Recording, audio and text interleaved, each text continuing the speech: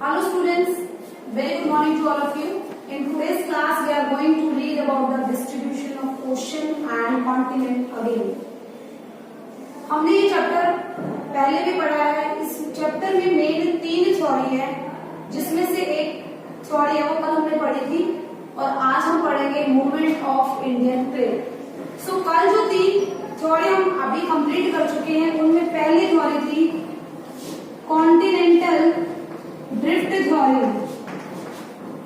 Continental drift theory 1912 में Alfred Wegener ने दी थी, जिसमें उन्होंने कहा था कि पहले एक सुपर कॉन्टिनेंट था पेंजिया और आज से 200 मिलियन ईयर अगो वो स्प्लिट हो गया डिफरेंट पार्ट में. पहले 2 पार्ट में यूरेशिया गोंडवाना और उसके बाद में फर्दर यूरेशिया है उसका भी पार्टीशन हो गया एंड गोंडवाना है उसका भी पार्टीशन हो गया. ओके, सो ये थ्योरी दी थी अल्फ्रेड वेगनर ने, लेकिन इनका ड्रॉबैक ये रहा कि इसमें सिर्फ कॉन्टिनेंट के डिस्ट्रीब्यूशन के बारे में बताया गया था, ओशन की कोई भी स्टडी नहीं करी थी. उसके बाद में सेकेंड वर्ल्ड वॉर के बाद में यूएस आर्मी ने रिसर्च स्टार्ट करे ओशन के बारे में जानने के लिए, क्योंकि बहुत सारी सबमरीन्स थी, उनके मूवमेंट के लिए ओशन की स्टडी करना जरूरी था. So second theory that is depend on the oceanic study. Oceanic की स्टडी करी गई, that is sea floor spreading बोला जाता है इसको, कि हमारे जो सी है, ओशंस है, उनका जो फ्लोर है वो स्प्रेड कर रहा है. मिड ओशनिक रीजन हमने पढ़ी थी, सी फ्लोर है वो स्प्रेड कर रहा है. इसमें बताया गया था कि कन्वेक्शनल करंट बनने की वजह से जो रीजेस हैं वो इस तरह से स्प्रेड कर रही है और जो ट्रेंचेस है वहां से वो अंदर जाकर के फिर एक सर्कुलर मोशन में जो रॉक्स है वो घूम रहे हैं. ओके, एंड थर्ड जो थ्योरी थी that is plate tectonic.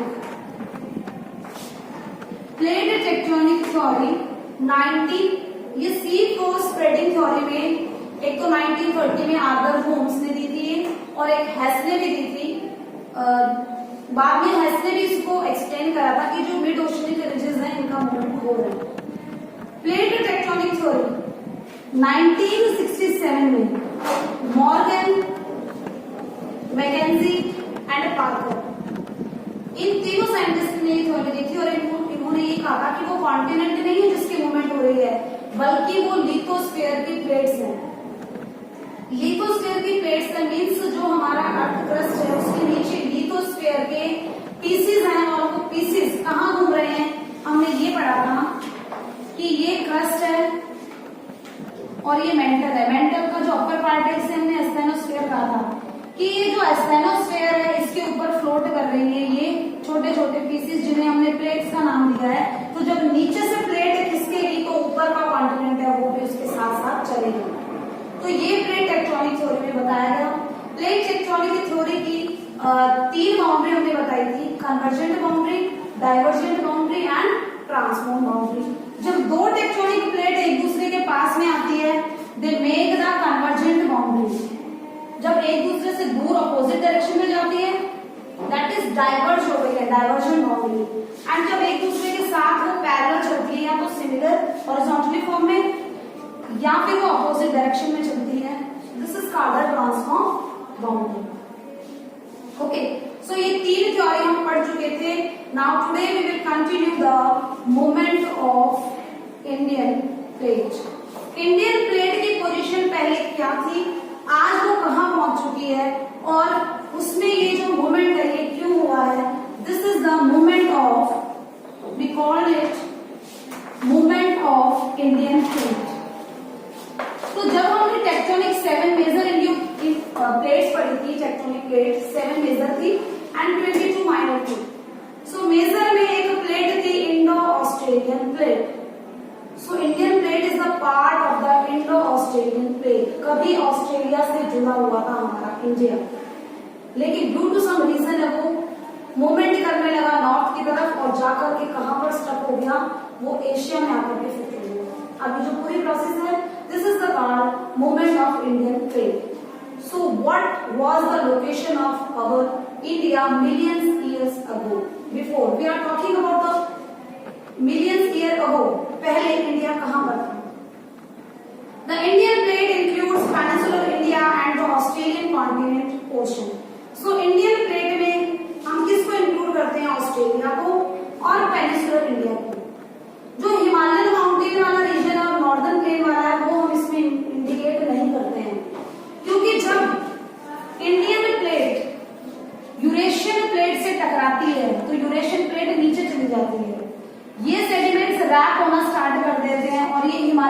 Formation करते हैं। सो हम कहेंगे कि जो इंडियन प्लेट है उसमें पहले हिमालयन माउंटेन कहीं नहीं थे, जब वो यूरेशियन प्लेट से टकराई है उसके बाद में बने हिमालयन माउंटेन।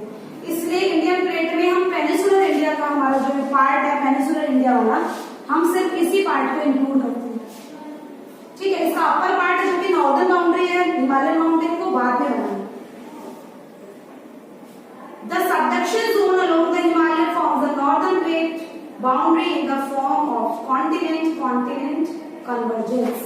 जैसा मैंने आपको बताया, ये इंडियन प्लेट है, ये हल्की है, ये यूरेशियन प्लेट की तरफ बढ़ रही है। तो यूरेशियन प्लेट क्योंकि भारी है तो नीचे चली गई।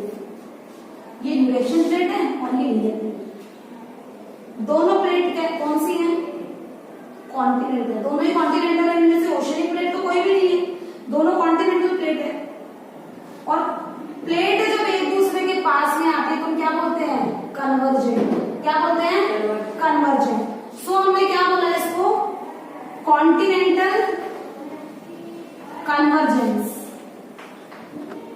इसे क्या बोला गया? कॉन्टिनेंटल कन्वर्जेंस हमने इसको बोला, क्योंकि दो कॉन्टिनेंटल प्लेट एक साथ आई और उनकी मूवमेंट कन्वर्जेंट थी, इसलिए इसको बोला गया कॉन्टिनेंटल कन्वर्जेंस। अच्छा, ये भी बताया गया था कि जब कोई भारी प्लेट नीचे धंस जाए हल्की प्लेट से, इस जोन को हम क्या बोलते हैं?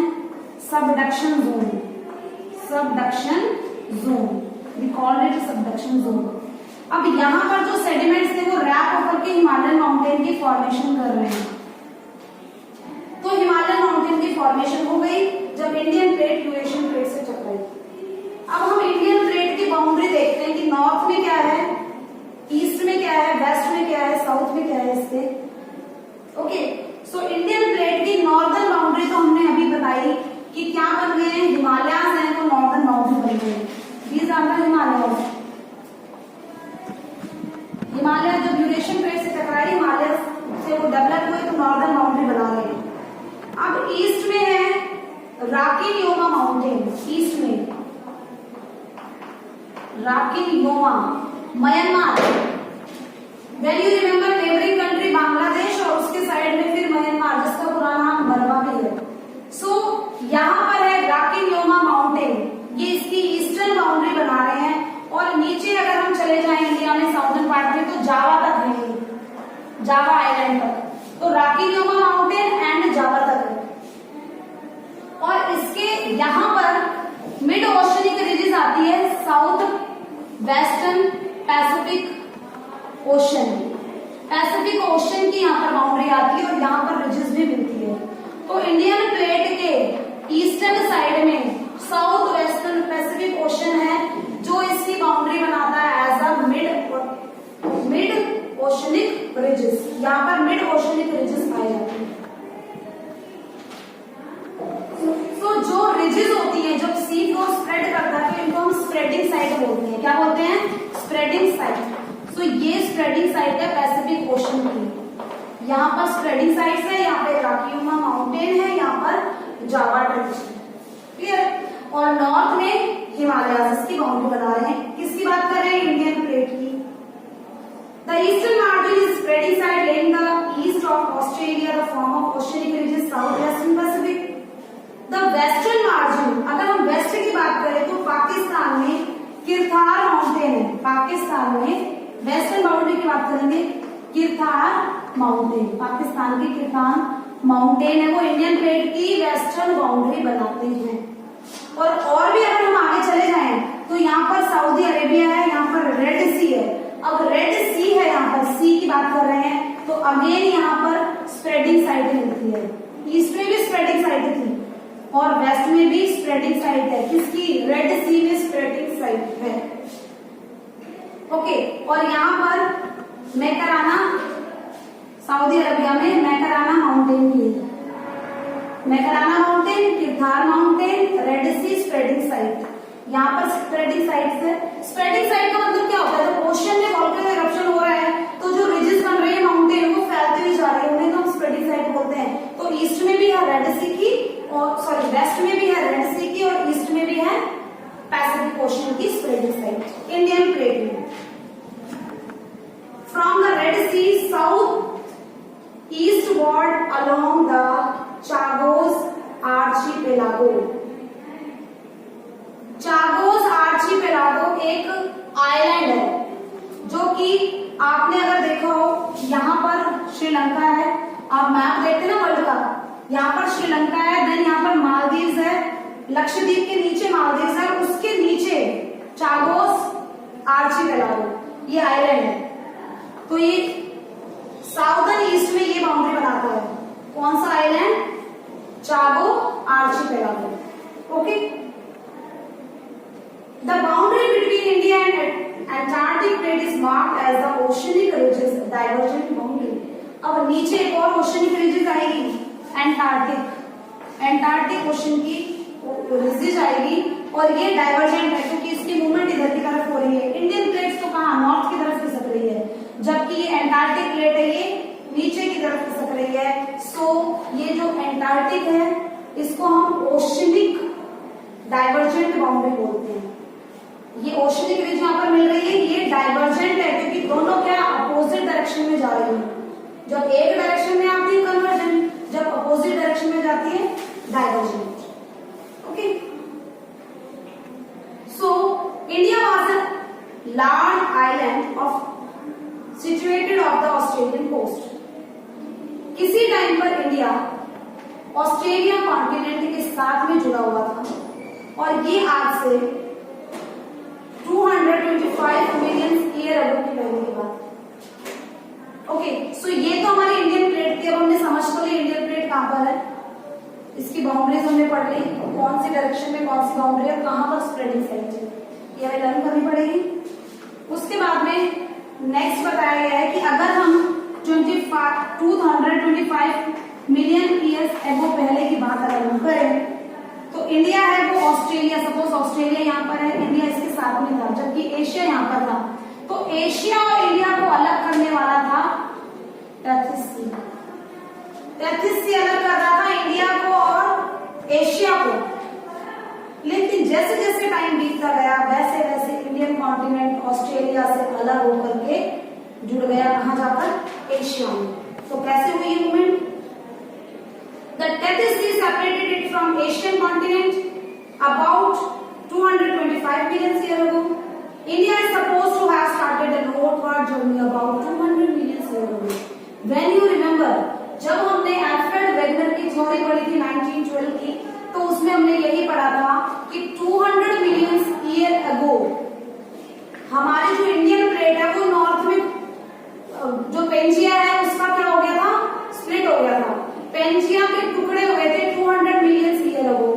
और इंडियन प्लेट मूवमेंट की थ्योरी में भी हम यही पढ़ रहे हैं कि 200 अरब वर्ष पहले इंडियन प्लेट है उसकी मूवमेंट नॉर्थ में स्टार्ट हो गई। तो ये वही टाइम पीरियड है, मतलब इंडियन प्लेट की जो मूवमेंट है वो 200 मिलियन ईयर अगो स्टार्ट हुई थी, movement of Indian plate. Okay, और ये क्या बताया हमने 225 मिलियन ईयर अगो कि एशिया ऑस्ट्रेलिया के साथ में स्टक था हमारा इंडिया, जबकि एशिया को अलग करता था टेथिस सी। इंडिया और एशिया अलग अलग थे, लेकिन 200 मिलियन ईयर अगो एक्टिविटी स्टार्ट हुई हमारे इंडियन प्लेट में और उसने मूवमेंट करना स्टार्ट करा नॉर्थ में। ओके, और ये वही टाइम था जब पेंजिया टूटा था। India collided with Asia about 4 to 50 million ago. अब मूवमेंट तो कब स्टार्ट हो गई है? 200 मिलियन ईयर अगो। ये 200 मिलियन ईयर अगो मूवमेंट स्टार्ट हो गई है, लेकिन हमारी इंडियन प्लेट कब पहुंचती है? 40 to 50 मिलियन ईयर। अगर हम एक ऐसी लाइन बनाए ना, एक ऐसी लाइन खींचते हैं, यहाँ पर है 200 मिलियन ईयर अगो और ये आज का प्रेजेंट का टाइम है, ये प्रेजेंट का टाइम है, ये 200 मिलियन ईयर अगो पहले का टाइम है। यहाँ पर इंडियन प्लेट बहुत दूर है एशियन कॉन्टिनेंट से। जैसे जैसे टाइम बीतता गया तो आप लगा लो 40 से और 50 मिलियन ईयर अगो ये जाकर के जुड़ती है एशिया में, मतलब 42 मिलियन ईयर अगो अभी हुए हैं जब इंडियन प्लेट है वो एशियन कॉन्टिनेंट में शामिल हो गई। इसको बहुत टाइम लग गया। And rapid upliftment of Himalaya, और हिमालय का भी रैपिड जो अपलिफ्टमेंट है वो इसी टाइम पर हुआ है। कैसे हुआ है बताया ना आपको कि जो सेडिमेंट्स थे, जो टकराने से सेडिमेंट निकले हमारे इंडियन प्लेट के, वो रैप होकर के फोल्ड होकर के ऊपर उठने लगे और हिमालय का फॉर्मेशन हुआ। इसका मतलब ये है कि इंडियन प्लेट में, इंडिया में पहले हिमालय माउंटेन नहीं थे। जब वो एशिया पहुंचती है, जब वो यूरेशियन प्लेट से टकराती है, तब हिमालय की formation. Means to say that the position of India since about 71 million year till the present are shown in the figure.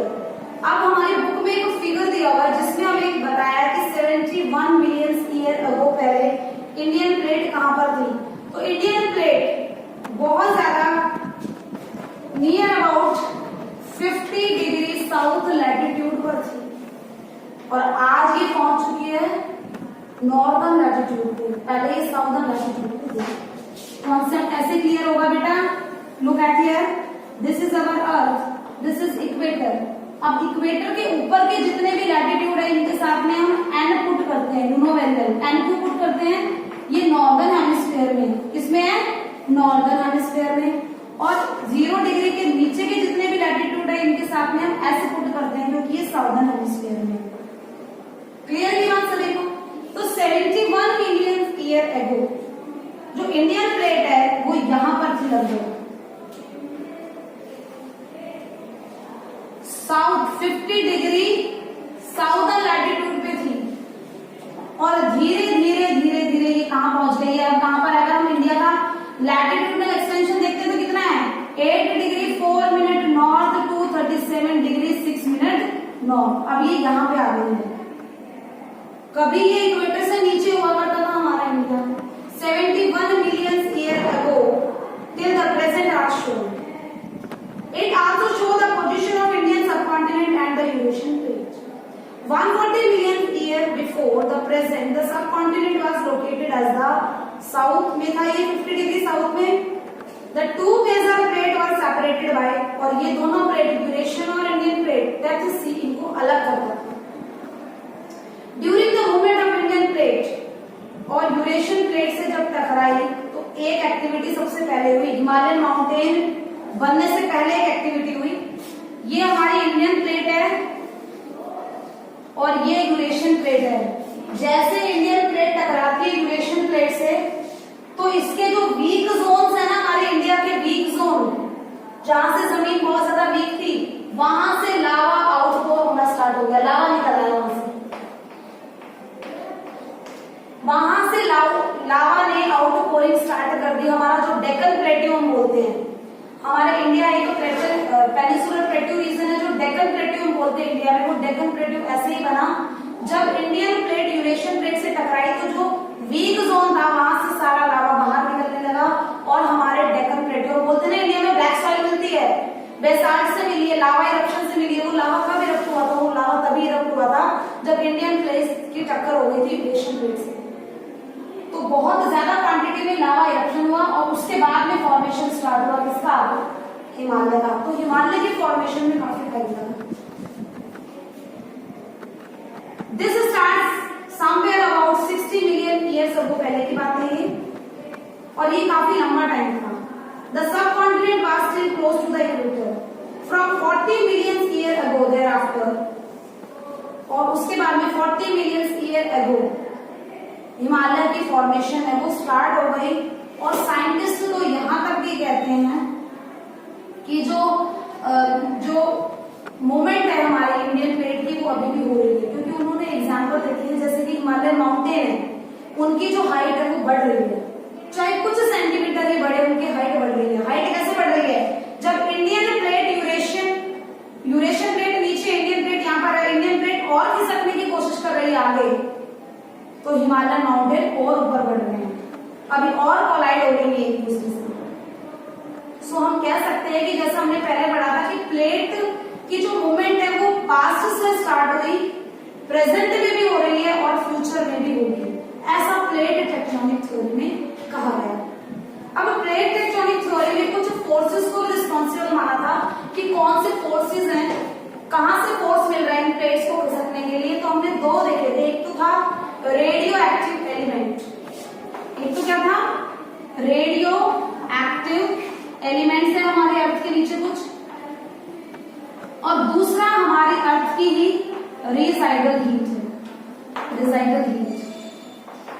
तो रेडियो एक्टिव एलिमेंट और रिसाइडल हीट की वजह से कन्वेक्शनल सेल बन जाते हैं, कन्वेक्शनल सेल बनते हैं।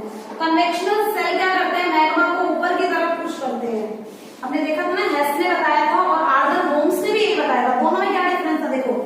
आर्थर होम्स ने पहले क्या बताई थी एक चीज, आर्थर होम्स ने ये बताया था कि अंदर कन्वेक्शनल सेल बन रहे हैं और कन्वेक्शनल सेल की वजह से ये वाला जो जोन है ये वीक पड़ता जा रहा है, वीक पड़ने की वजह से यहां से लावा निकलता जा रहा है और ये मिड ओशनिक रिजिस, अब यहाँ पर लावा इकट्ठा हो गया है, इसका माउथ बंद हो गया और लावा को निकलना है क्योंकि कन्वेक्शनल करंट तो बनती जा रही है। तो अब ये लावा निकल करके पीछे जमा नहीं होगा, बल्कि इन रिजिस को पीछे की साइड पुश करेगा, पीछे की साइड पुश करेगा, ये रिजिस यहाँ चली जाएगी और नई रिजिस बन जाएगी। तो इस तरीके से ये रिजिस बनती है। किसने बताया था कन्वेक्शनल सेल की थ्योरी, आर्थर होम्स ने। लेकिन हेस ने क्या बोला कि अगर ऐसे ही स्प्रेड होता रहता, स्प्रेडिंग साइड ऐसे ही चलती रहती, तो पूरे जो माउंटेन, जो पूरे ओशनिक फ्लोर है वहां पर माउंटेन ही माउंटेन होते और हमारे अर्थ के इंटीरियर में क्या बचता फिर, अगर ऐसे ही लावा निकलता है। तो कुछ तो सर्कुलेशन हो रहा है ना, कहीं से अगर लावा खाली हो रहा है तो लावा को भरने के लिए क्या चाहिए। तो हेस ने क्या बताया, हेस ने सेम वही चीज बताई, कन्वेक्शनल सेल। लेकिन व्हेन यू रिमेम्बर, हमने जब ओशनिक फ्लोर की बात करी थी, ओशनिक फ्लोर कैसा है, तो हमने यहाँ पर continental shelf, slope, rise, trenches, abyssal plain, ये चीजें पढ़ी थी एंड फिर रिजिस पढ़ी थी। अब ये रिजिस है, इसने यही बताया है इसने कि ये रिजिस है ना, ये बाद में आकर के जो गड्ढे है ना गहरे गहरे, जिन्हें हमने ट्रेंचेस कहा है, हमारे ओशन में जो गड्ढे हैं उनमें जाकर के ये रिजिस है, ये नीचे चली जाती है, फिर मेल्ट होती है, फिर ऊपर आती है, फिर ऐसे खिसक के ट्रेंच में आती है, फिर ऊपर जाती है। तो ये साइकिल चलता है, सर्कुलर मोशन में ये चलता है, मैग्मा का जो सर्कुलेशन है ये इस तरीके से चलता है, ये हेस ने बताया। Okay, so it's all about this chapter. If you have any confusion then ask, read the chapter thoroughly first of all and write the 3 question in your fair notebook. First question is continental drift theory, write and explain. explanation form में लिखेंगे आप, continental drift theory, plate tectonic theory and sea floor spreading theory। ये तीनों theory बहुत ज्यादा important है, इन तीनों को आप एक्सप्लेन करके लिखेंगे 5 मार्क्स के अकॉर्डिंग। Okay, thank you.